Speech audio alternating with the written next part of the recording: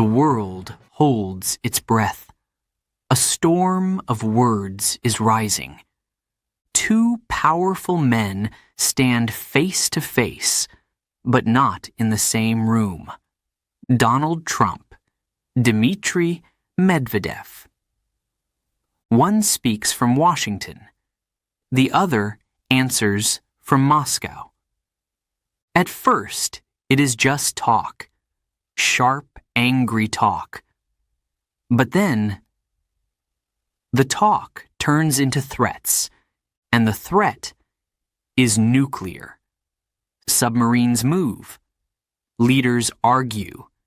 Nations fear what will come next. This is the story of a dangerous game. A game where one mistake could change the world forever. Now, listen closely, because everything starts with one sentence. Chapter 1. The First Spark. It was a hot day in Washington. The air was heavy and the newsrooms were busy. Reporters typed fast. Cameras waited for the next big headline. Donald Trump, now president again, stood in front of the press. His face was serious. His voice was strong. "We will not wait forever," he said. "The war in Ukraine must end. Russia must agree to peace. If not, there will be consequences." The room went silent. Every word was heavy. Every reporter knew this was not just a speech, it was an ultimatum. Minutes later, the words spread across the world. Phones beeped. TV screens flashed. People stopped to listen. In Moscow, the Kremlin reacted fast.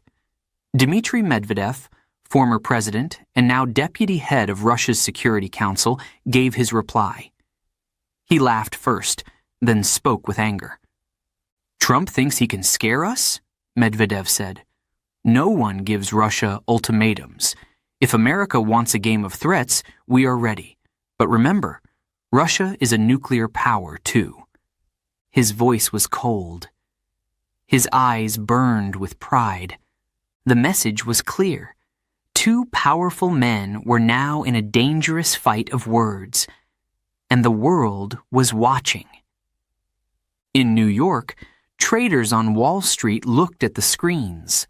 Stock prices started to fall. Gold went up. Fear spread like fire. In Berlin, leaders of the European Union met in secret. They whispered about sanctions, about diplomacy, about war. Nobody wanted to believe this could become real. But inside the White House, there was no doubt. Trump's advisors knew this was serious. "Mr. President," said General Harris, head of the Joint Chiefs, "Russia will see this as a challenge. We must be careful." Trump shook his head. "They need to understand strength," he said. "If they threaten us, we will show them we are ready." Meanwhile, in Moscow, Medvedev walked down a dark hallway in the Kremlin. A red light glowed above a steel door. Behind it, Russian generals were waiting. "America is bluffing," one general said. "They will not risk war." But another shook his head. "Trump is unpredictable. He may really move his submarines. We must be ready for anything." Medvedev listened. His face was hard. "We will not bow to America. If they want to play with fire, we will answer with fire." That night, TV channels all over the world showed the two men side by side. Trump pointing his finger. Medvedev smirking like a fighter. People everywhere asked the same question. What will happen next? In cafes in Paris, in markets in Cairo, in bars in Tokyo. Everyone talked about the two leaders. Everyone feared the same thing. Could this be the start of something bigger? In a small town in Poland, near the border with Ukraine, a young boy watched the TV with his mother. "Mom?" he asked softly. "Will there be a war?" She hugged him and said, "No, darling. The world will not allow it." But her eyes were full of worry. Back in Washington, Trump sat alone in the Oval Office. Outside, the city lights glowed. He looked at the phone on his desk. One call, he knew, could move nuclear submarines closer to Russia. He picked up the receiver. "Get me the Pentagon," he said. And with that call, the first spark of a dangerous fire was lit. The world was about to change. Chapter 2. The Meeting in the White House. The night was quiet in Washington, but inside the White House, lights burned bright. In the Situation Room, the most powerful people in America gathered. Generals, advisors, and ministers sat around a long table. Their faces were tense. On the wall, big screens showed maps of Europe, Russia, and the oceans. Red dots marked the places where American submarines were hiding deep under the sea. Donald Trump walked in. Everyone stood up. He raised his hand. "Sit," he said.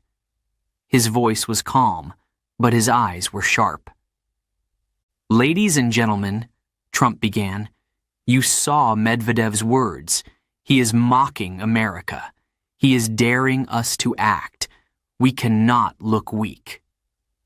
General Harris cleared his throat. "Mr. President, we advise caution. Moving nuclear submarines is not just a signal. It can lead to real escalation." Trump leaned forward. "General, the Russians only respect strength. If we do nothing, they will laugh at us. But if we move, they will think twice." The room fell silent. Some nodded. Others looked down at their papers. Finally, the Secretary of State, Ms. Daniels, spoke. "Sir, the Europeans are scared. Berlin, Paris, and London are calling every hour. They are asking us to slow down.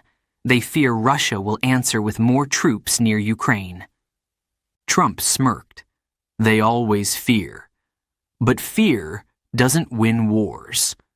Power does." On the big screen, an admiral appeared on a live call from the Pentagon. "Mr. President," he said, "2 Ohio-class submarines are already in the Atlantic. They carry enough missiles to destroy entire countries. One order from you, and we can move them closer to Russian waters." The room grew colder. Everyone understood what that meant. "Do it," Trump said simply. "Move them. Let Russia see that America is ready." The admiral paused. "Yes, sir." Outside the White House, reporters waited in the dark. Cameras pointed at the doors. They did not know yet what decision had been made, but whispers were already spreading. Trump will make a big move tonight. At the same time, in Moscow, the Kremlin was also awake. Medvedev stood in front of a group of generals. "They think they can scare us with submarines," he said. "Let them try. We will answer with our own power." A general stepped forward. "Our satellites show U.S. naval movement. It looks like they are preparing something." Medvedev's face hardened. "Good," he said coldly. "Then we will be ready too." Back in Washington, after the meeting ended, Trump stayed alone for a moment. He looked at the presidential seal on the table. He knew what he had done. "This will show them," he whispered to himself. "They will not play games with me." Far away, under the dark Atlantic Ocean, two giant submarines began to move. Their engines hummed quietly. Inside, sailors followed orders, pressing buttons, checking screens. The captain of one submarine spoke to his crew. "Men, we have new orders. We are heading east. Stay sharp. The world is watching." The sailors nodded. They knew their weapons could end millions of lives. And yet, they felt proud and afraid at the same time. In homes across America, families watched late-night news. A woman in Texas turned to her husband. "Do you think Trump will really do it?" Her husband sighed. "He already has." At that very moment, in a small fishing boat off the coast of Norway, two fishermen looked at the sea. "Strange night," one said. The other pointed to the water. For just a second, they saw a dark shadow pass under their boat. Silent, massive, deadly. The submarines were on the move, and the world had just stepped closer to the edge. Chapter 3. The Dangerous Decision. Morning came to Washington. The sun shone over the White House, but inside, the mood was dark. Trump sat in the Oval Office. Papers covered his desk. Advisors walked in and out, carrying reports, maps, and messages from allies. News channels played Medvedev's latest speech. On screen, Medvedev spoke with a cruel smile. "America thinks it can scare Russia," he said. "Let them try. If they move their weapons, we have ours too. Russia does not fear ultimatums." Trump watched silently. His jaw tightened. "This man has no respect," he muttered. General Harris entered with a folder. "Mr. President," he said, "the submarines are in position. One is near the Norwegian Sea. The other is in the North Atlantic. They are ready for orders." Trump looked up. "Good. I want the world to know. Call a press conference. We will announce it." Harris hesitated. "Sir, if you make it public, Russia may respond with its own nuclear moves. This could spiral out of control." Trump stood. "I was elected to show strength, not weakness. History remembers leaders who act, not leaders who hide." Soon after, reporters filled the briefing room. Cameras flashed. The press secretary walked to the podium. "Good morning. The President has authorized the movement of 2 nuclear submarines closer to Russian waters. This is a message to the Kremlin. America is ready to defend itself and its allies." Gasps filled the room. Phones buzzed with breaking news alerts. In Moscow, Medvedev received the news within minutes. He slammed his fist on the table. "So, Trump wants a game of chicken? Fine, we will play." Russian generals nodded. One whispered, "Shall we raise our readiness level?" Medvedev's eyes flashed. "Yes, make sure our submarines are ready to respond. Send a message to our allies in China and Iran. This is not over." The world reacted fast. In London, Prime Minister Green called Washington. "Donald, please, you must calm down. Europe cannot handle this tension. Think of Ukraine. Think of NATO." Trump replied sharply, "England should thank me. Without America, you'd be begging Moscow for oil. We are doing what must be done." The line went silent. That night, the streets of New York were strangely quiet. People talked in hushed voices. Some remembered the Cold War. Others searched the internet. What happens in a nuclear war? In Moscow, people stocked up on food and water. Supermarkets filled with long lines. Fear spread faster than the news. Far below the waves, the 2 U.S. submarines moved like shadows. Inside one submarine, a young sailor wrote in his notebook, "I never thought it would come to this. I joined the Navy to serve, not to start a war. I hope the people in power know what they are doing." Back in the White House, Trump met again with his advisors. Ms. Daniels, the Secretary of State, pleaded with him. "Sir, you sent the message. The world knows we are ready. Now, maybe we should open a line to Moscow, talk, before it is too late." Trump leaned back in his chair. He was silent for a moment. Then he said slowly, "No. Not yet. First, let them sweat." Outside, the night grew darker. The ocean was calm. But under that calm surface, deadly power moved quietly toward Russia. The decision was made, and the world had just stepped even closer to disaster. Chapter 4. Inside the Kremlin. The Kremlin was never quiet. Guards stood at every door. Phones rang in every office. But this night felt different. Dmitry Medvedev walked down a long marble hallway. His shoes echoed on the floor. 2 soldiers opened a heavy wooden door for him. Inside, a group of generals and ministers waited. Maps of Europe and the oceans covered the table. Red and blue pins showed the positions of Russian and American forces.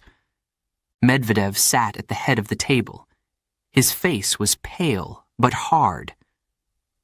"Trump has moved his submarines," he said.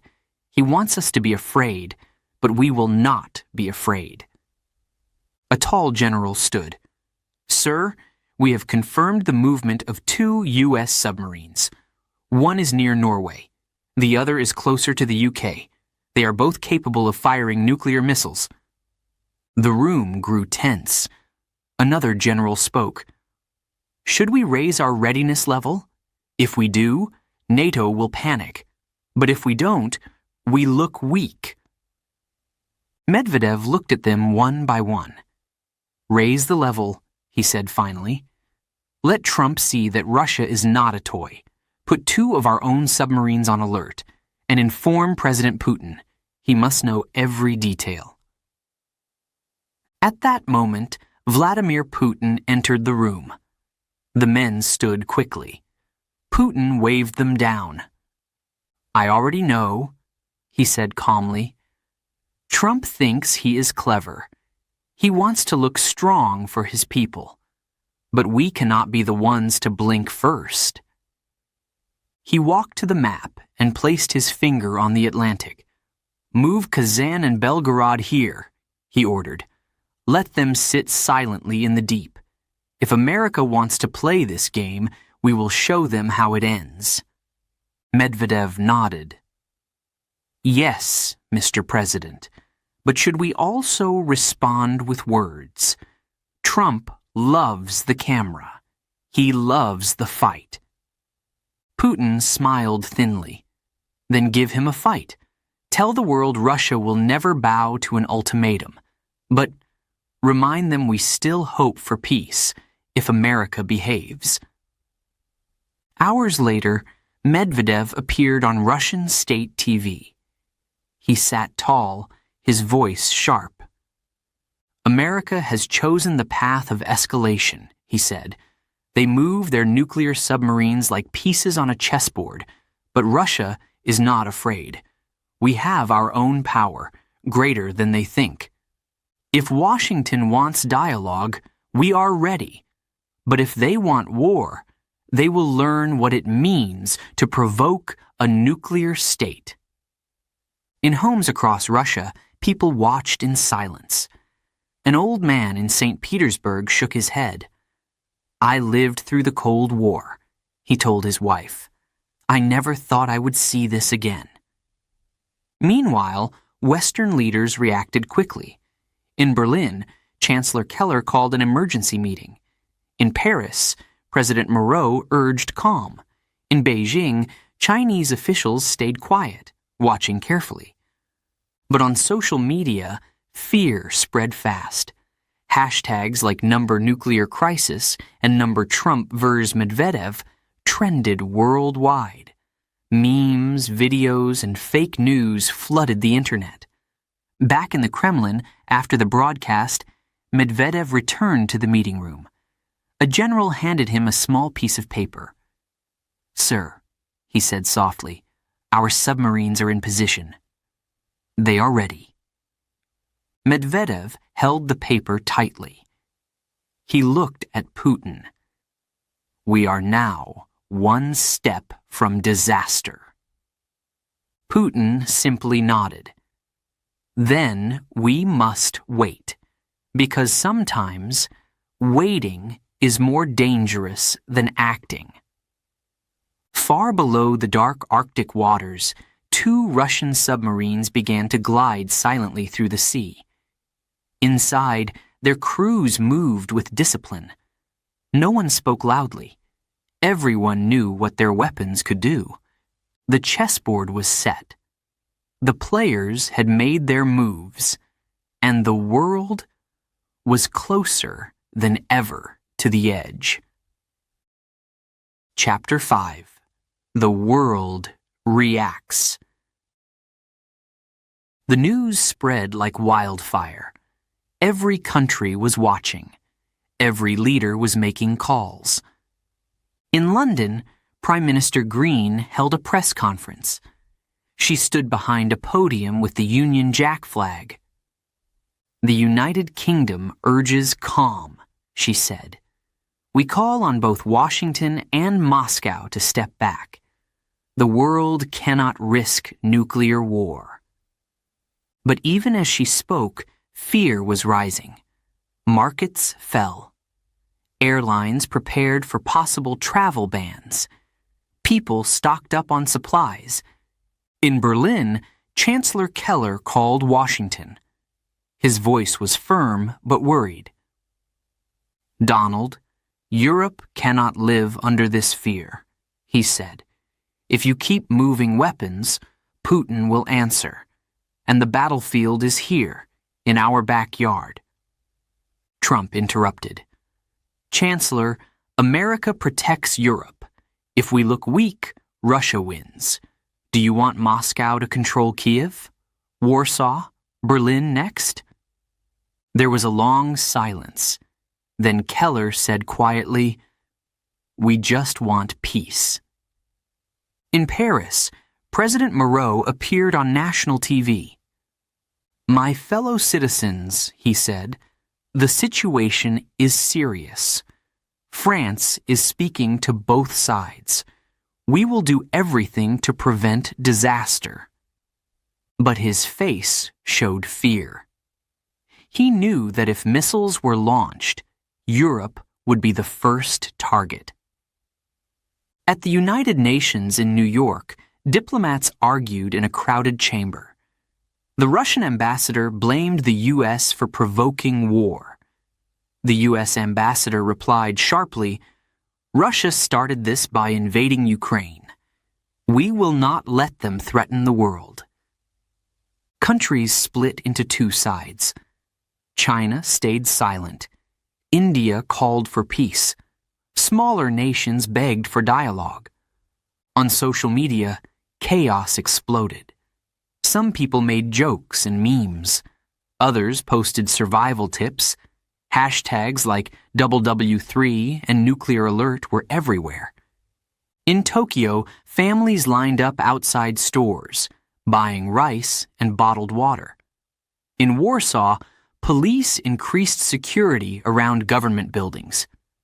Meanwhile, in Washington, Trump prepared for another statement. His advisers begged him to calm his tone. "Sir," Ms. Daniels said, "you've already shown strength. Now we must open talks. If we keep pushing, the world could fall apart." Trump waved his hand. "People elected me because I act, not because I talk. If Medvedev wants peace, he can call me first." Inside the Kremlin, Medvedev heard Trump's words. He slammed his hand on the table. "This man is dangerous," he said. "He plays with fire." A general whispered, "Sir, our submarines are now fully armed. Orders can be given at any time." Medvedev nodded slowly. "Not yet. We will wait. But if Trump moves further, we will answer." Around the world, fear grew hour by hour. A family in Rome sat around the dinner table. "Papa," a young girl asked, "are we safe?" Her father forced a smile. "Yes, we are safe," he said softly. But his eyes told a different story. In a small town in Texas, an old veteran turned off the TV. He looked at his grandson. "When I was your age," he said, "we feared the Soviets every day. I thought those times were over, but history has a way of coming back." That night, the UN Secretary General made an urgent speech. "Humanity stands at a crossroads," he said. "One wrong step could end life as we know it. We call on both nations to stop this dangerous path." But the leaders in Washington and Moscow were not ready to listen. The world was holding its breath. Everyone waited for the next move, and the silence felt louder than any bomb. Chapter 6. Life on the Submarine. Far below the dark Atlantic Ocean, a giant U.S. submarine moved silently. Its black hull cut through the water like a shadow. Inside, sailors worked in silence. Red lights glowed in the control room. Screens showed maps, numbers, and blinking dots. Every man knew the power of the weapons around them. Lieutenant Mark Davis sat at his station. He checked the missile systems again and again. Next to him, Petty Officer Johnson whispered, "Hard to believe, huh? We're just a button away from ending the world." Mark didn't answer. He just stared at the screen. He thought about his wife back in Virginia, about his little daughter who had just learned to walk. "Will I see them again?" he wondered. In the captain's quarters, Captain Reynolds read the latest orders. The paper was simple. 2 words stood out in bold: BEREADY. He closed the folder and looked at his second officer. "Every system must stay on full alert. No mistakes, no surprises." "Yes, sir," the officer replied. Down in the mess hall, sailors tried to act normal. They drank coffee, played cards, and joked quietly. But their laughter was thin, nervous. One young sailor, barely 20, asked, "Do you think we'll really fire these missiles?" An older crewman shrugged. "If the president gives the order, we will. That's our job." The young man stared at his hands. "They don't pay us enough for this," he whispered. Outside, the ocean was calm. But deep inside the submarine, tension was everywhere. Every beep of the radar felt louder. Every small sound felt dangerous. Meanwhile, in another part of the world, a Russian submarine glided silently under Arctic ice. Inside, the scene was the same. Red lights, tired faces, and quiet fear. Captain Volkov stood in the command room. He spoke softly to his crew. "Comrades, we are now in position. Stay sharp. History is watching us." His words were calm, but his eyes showed worry. Back on the U.S. submarine, the crew received a new message. The captain read it carefully. It was not an order to attack, but a simple update. Continue holding position. Maintain full readiness. Await further instructions. The sailors felt both relief and fear. The waiting was the hardest part. Mark Davis wrote a letter in his notebook. "To my wife," he began, "if I don't come home, please tell Emma I love her. I never thought the world could come this close to war again." He closed the notebook and hid it in his locker. At night, the submarine was silent except for the hum of the engines. Men slept in narrow bunks, helmets above their heads, boots beside their beds. Some dreamed of home. Some couldn't sleep at all. Far above, in Washington, Trump was awake. He asked his advisors, "Where are the submarines now?" "Close to Russian waters, sir," General Harris replied. "They're waiting for your command." Trump nodded. "Good. Let them wait." In Moscow, Medvedev and Putin also watched their screens. They knew exactly where the submarines were. They knew how fast things could end. Under the sea, two shadows moved through the dark water. Silent, deadly, waiting.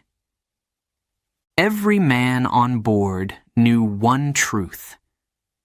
If the order came, there would be no turning back. The world slept above them, but under the waves, the future of humanity rested in their hands. Chapter 7. The Game of Threats. Morning broke over Washington, but the mood stayed dark. Donald Trump walked into the press room, cameras flashing all around him. He stood at the podium and looked straight into the lenses. "America will not be threatened," he said firmly. "We have the strongest military in the world. Russia must understand, if they continue their aggression, they will face consequences like never before." Reporters shouted questions. "Mr. President, are you saying you will use nuclear weapons?" Trump smiled slightly. "I'm saying we are ready for every option. Let's hope they make the right choice." The room filled with gasps. Phones buzzed with breaking news alerts. In Moscow, Medvedev watched the speech live. He slammed his hand on the table. "This man is playing with fire," he growled. "He wants the world to believe he is fearless. But Russia does not bow to ultimatums." He turned to the cameras of Russian state TV. "Trump's words are childish," Medvedev said coldly. "Russia is not afraid of his threats. If he wants to talk about power, we have more than enough to answer him." His message was clear. The duel of words was now a duel of pride. Across the world, people felt the tension. Stock markets fell again. Oil prices jumped. Families everywhere discussed where they would go if war began. In Tokyo, A businessman canceled his flight to Europe.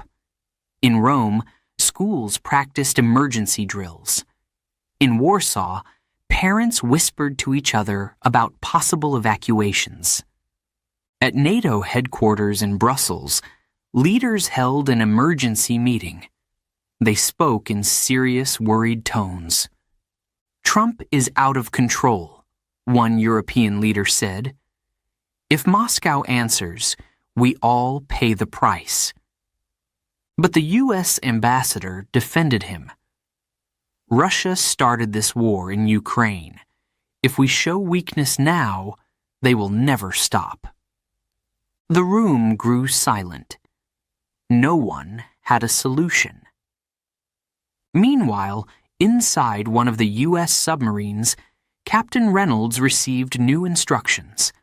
They were simple: stay in position, remain unseen, be ready for action at any moment.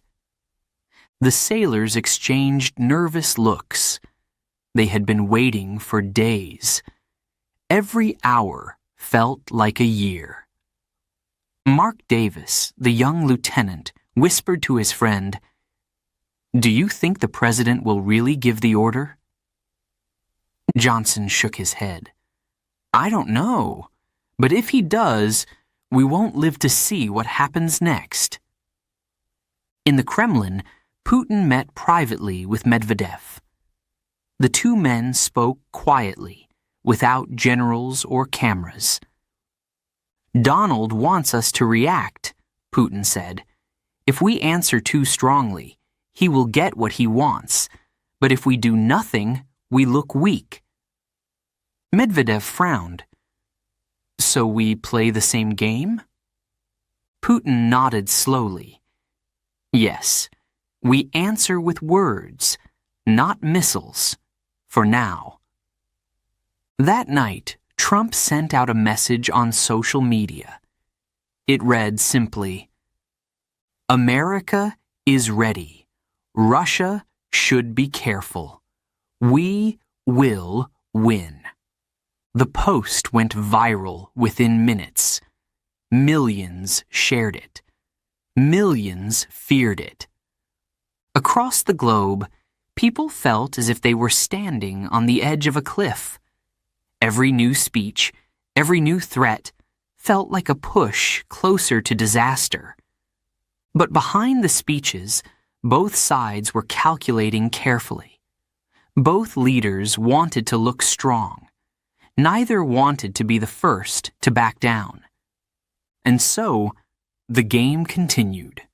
A dangerous game, played with pride, power, and the fate of the world. Chapter 8. The world holds its breath. Cities around the globe were silent. The usual noise of life felt weaker. People checked their phones again and again, waiting for news. In New York, Times Square was still bright with lights, but crowds stood in silence watching giant screens. Every headline spoke of one thing: Trump, Medvedev, and the submarines. A young woman whispered to her friend, "Is this really happening? Are we about to have a nuclear war?" Her friend shrugged, eyes wide with fear. "No one knows anymore." In Berlin, Chancellor Keller appeared on TV. "My fellow citizens," he said, "Germany has lived through war before. We will do everything to prevent it from happening again. But the situation is serious. We are speaking to Washington, to Moscow, to everyone who can help." His voice was calm, but his hands trembled slightly. In Beijing, Chinese leaders sat in a closed meeting. They spoke in careful tones. "Neither side will back down," one minister said.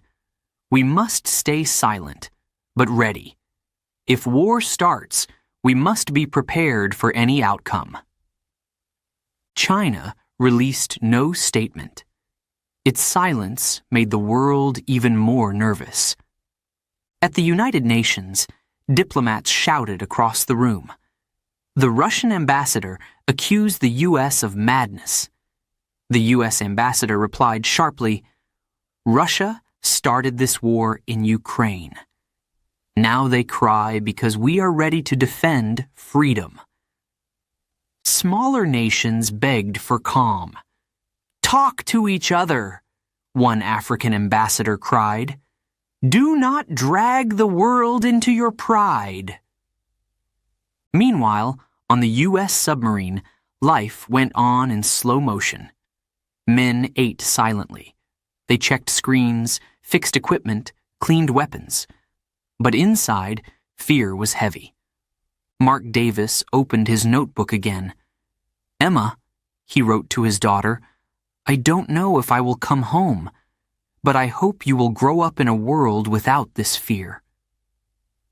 He closed the book and stared at the ceiling. In Moscow, Medvedev received new intelligence reports. "Sir," a general said, "the American submarines are still in position. They are not moving closer, but they are not leaving either." Medvedev frowned. "Trump wants us to sweat. He wants the world to see him as the strong man." Putin entered the room quietly. "We will not blink first," he said simply. Across Europe, protests began. Crowds marched in Paris, London, and Rome, holding signs that said, "Stop the war." People chanted, "No nukes, no war." But in Washington, Trump ignored the protests. He told his advisers, "The people elected me to be strong. I will not look weak now." At night, the world seemed frozen. Planes still flew, cars still moved, but everyone felt the same thing. That history could change at any second. In a small village in Poland, close to Ukraine, a teacher gathered her students. "Don't be afraid," she told them softly. "You are safe here." But her eyes were wet with tears. Far below the ocean, 2 American submarines and 2 Russian submarines floated silently. No one above could see them, but every man on board knew one wrong order, one mistake, could end millions of lives. In the White House, Trump stood by a window, looking at the dark night. In the Kremlin, Putin did the same. 2 men, 2 nations, and the whole world between them, waiting for what would happen next. The planet held its breath, and the silence felt like the calm before a storm. Chapter 9. The Edge of Disaster. The world could not sleep. Every news channel spoke of the same thing. Trump, Medvedev, the submarines, and the threat of war. In Washington, the White House was full of urgent voices. Advisers begged Trump to open talks. "Sir," Ms. Daniels said firmly, "you've shown strength. But if you keep pushing, there may be no way back. One wrong move could start a war that ends everything." Trump leaned back in his chair. His eyes were cold. "Medvedev thinks I'm bluffing," he said. "He needs to know I'm not." In Moscow, Medvedev paced the room like a caged animal. "Trump will not stop," he growled. "He believes power is everything, but we cannot let him humiliate Russia." Putin sat silently at the table, thinking deeply. Finally, he said, "Sometimes power is knowing when not to act. But if Trump crosses the line, we will be ready." That night, the 2 U.S. submarines received a new coded message. Every sailor held their breath as the captain read it. It was not an order to fire, but an order to wait longer. The men looked at each other in silence, relief mixed with fear. They knew the decision could still come at any moment. At the United Nations, an emergency meeting continued late into the night. The Secretary General stood up, his voice heavy. "Leaders of the world," he said, "humanity stands on the edge of disaster. One mistake, one angry word, and we are lost. We urge both Washington and Moscow, step back now." Some delegates clapped weakly. Others just stared at the floor. Across the world, people prayed. In churches, mosques, and temples, voices rose for peace. Children asked their parents if tomorrow would be safe. In a small town in Texas, a mother tucked her son into bed. "Will there be war, Mama?" he whispered. She smiled softly. "No, baby, we will be okay." But tears filled her eyes when she turned away. Hours passed. Then something unexpected happened.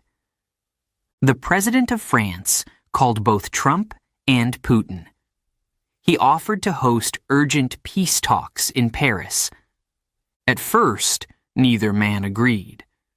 But as the hours went by, messages moved back and forth. By morning, both sides gave a cautious answer. They would talk. When the news broke, the world exhaled. Markets rose. Crowds cheered in Berlin, Paris, and New York. It was not peace yet, but it was a chance. Inside the U.S. submarine, Captain Reynolds read the latest order. "Men," he said, "we will hold our position, but tensions may ease. No celebration yet. Stay ready. But maybe, tonight we can breathe a little easier." The sailors nodded quietly. Some even smiled for the first time in days. In Moscow, Medvedev spoke to reporters. "Russia is always ready for dialogue," he said, "but we will never bow to threats." Trump tweeted minutes later, "Strong leaders talk, weak leaders hide. I'm ready to win, through strength and peace." The world watched their words carefully, knowing both men were still playing the same dangerous game. For now, missiles stayed silent. Submarines stayed hidden. But everyone knew the danger had not truly ended. Peace was only a thin thread. One cut, and the world would fall. The sun rose over Paris, where the talks would soon take place. For the first time in days, hope returned. But so did fear. Because history had shown one truth again and again. When power and pride collide, the future of humanity hangs in the balance. And now, that balance was more fragile than ever.